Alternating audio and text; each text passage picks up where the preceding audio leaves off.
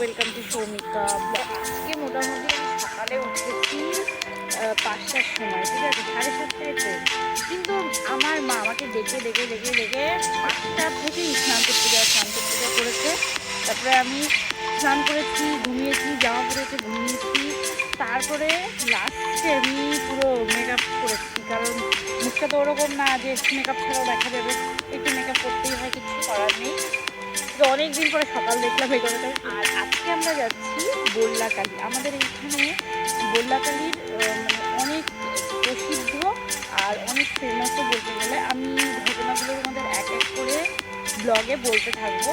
আর এখান থেকে আমি এসেছি গাজলে, এখান থেকে ট্রেনে করে আমরা বালুরঘাট যাব। আর বালুরঘাটের কিছুটা আগেই বল্লাকালী, মানে বুনিয়াদপুরেরও কাছে পড়ে, আর বালুরঘাটেরও একটু ভিতরে যেতে হয় বল্লাকালীতে যাওয়ার জন্য।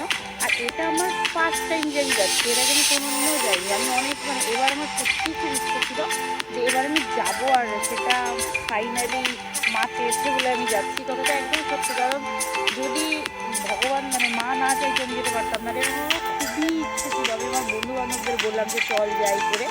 কোনোদিন আমার এরকম মনে হয়নি, কিন্তু এবার আমার সত্যি যেতে ইচ্ছে করছিল। আর ফাইনালি যেটা হচ্ছে, এখন আমরা বেরোবো, 7টা বাজে।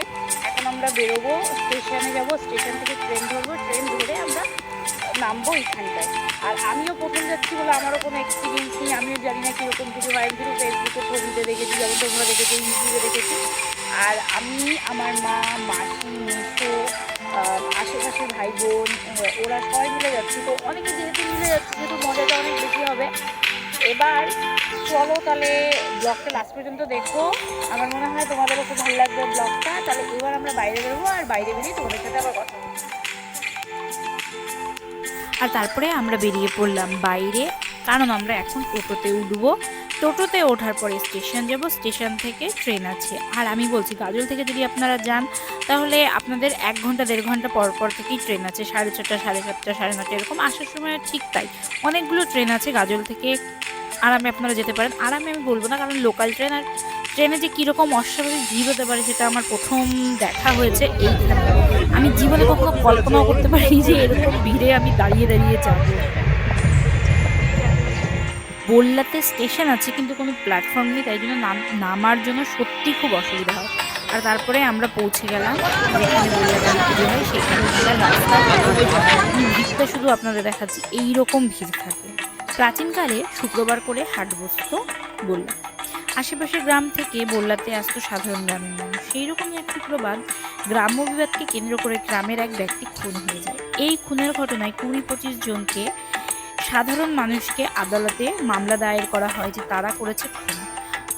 তখন তারা 1.5 হাত কালী, আগে এখানে পুজো হতো, সেই কালীর কাছে প্রার্থনা করে যে তারা যেন বেকসুর খালাস হয়ে যায়। আর সত্যি এক অদ্ভুত ঘটনা ঘটে। আর যেদিন প্রধান বিচার হয় সেদিন তারা সত্যি বেকসুর খালাস হয়ে যায়। তারপরে তারা এইখানে বড় করে 7.5 হাত কালী মায়ের পূজা, রক্ষা কালী মায়ের পূজা আরম্ভ করে। আর আজ সেই কালী মন্দির বা কালী ঠাকুর বাড়তে সবার কাছে প্রসিদ্ধ। গত 57 বছর ধরে পূজা করে আসছেন এখানে গৌর চক্রবর্তী ও তার পরিবারের লোকজন। পুজোর প্রথম দিনই আমরা গেছিলাম। আর আপনারা যত সম্ভব সকালে যাবেন, নাহলে ঠিক এরকম ভিড়টা আপনাদের পেতে হবে, যেটা আমাদের ভুল হয়ে গেছিলো। আর প্রসাদ তো আপনার আশেপাশের দোকান থেকেই পেয়ে যাবেন। তারপরে আমরা পুজো করলাম। আর পুজো করে ফেরত আসার সময় ঠিক এরকম ভিড় ছিল যখন আমরা বালুরঘাটের ট্রেনে উঠি।